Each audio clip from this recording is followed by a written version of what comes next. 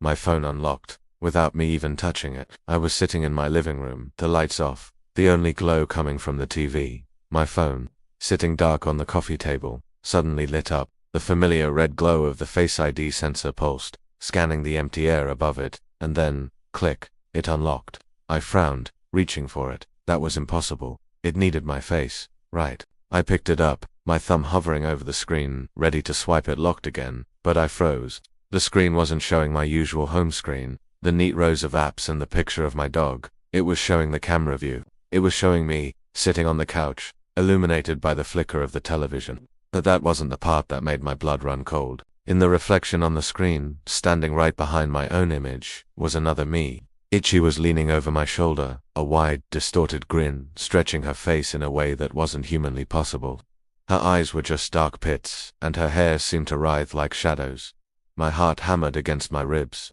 I could feel the heat prickling on the back of my neck. I didn't dare to move, my gaze locked on the terrifying image on my phone. The smiling doppelganger on the screen slowly lifted a hand, its fingers long and unnaturally thin, and waved, a slow, deliberate wave, right at me. My own reflection on the screen looked terrified, its eyes wide with a panic I could feel in my own chest. I had to be seeing things. It was a glitch, a weird reflection from the TV, a trick of the light and an overactive imagination fueled by too many late-night horror movies. I squeezed my eyes shut, took a deep, shuddering breath, and opened them again. She was still there. The grin was wider now, splitting her face, and her head was tilted at an impossible angle. The shadow version of me was getting closer.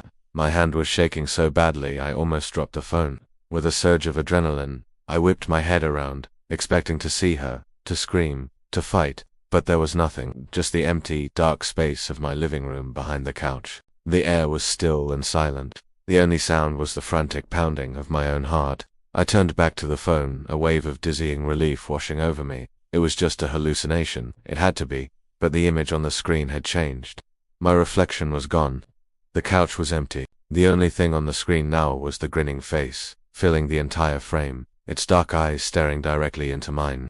It was as if it was pressed right up against the inside of the glass. And then, a low, rasping sound, like dry leaves scraping against pavement, whispered from the phone's speaker. A single, chilling phrase that sealed my fate. Too late. The phone clattered from my nerveless fingers, falling to the floor. The screen went dark, but the whisper echoed in the silent room. And from the corner of my eye, I saw a shadow detaching itself from the wall, reaching a long, thin hand toward me. This story you just heard is a work of fiction, a little something to give you a chill.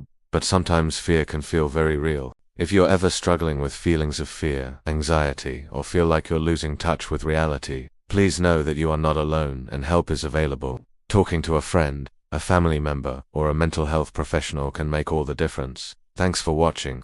If you enjoyed this little dose of horror, make sure to hit that like button, subscribe for more stories, and ring that notification bell so you don't miss the next one. Let me know in the comments what you thought of this story, or if you have any spooky tech-related tales of your own.